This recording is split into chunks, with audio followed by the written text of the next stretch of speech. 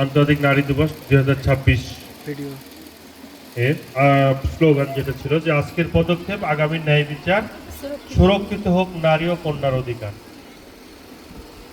আমরা যে আজকের দিনেও কমপক্ষে গোটা বাংলাদেশের প্রায় পাড়া মহল্লাতে কিন্তু এই নারী দিবসের এই 8ই মার্চ যে নারী দিবস এই প্রোগ্রামটি কিন্তু অনুষ্ঠিত হচ্ছে।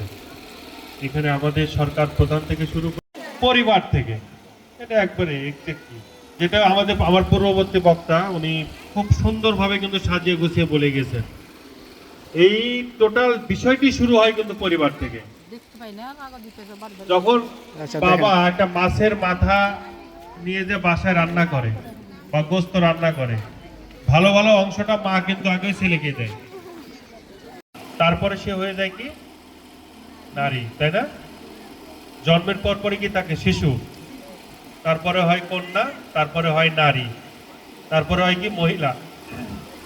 এভাবে তো নাম একটাই, মানে মানুষ একটাই, কিন্তু ধাপে ধাপে ধাপে ধাপে তার বিভিন্ন নাম হয়ে যায়।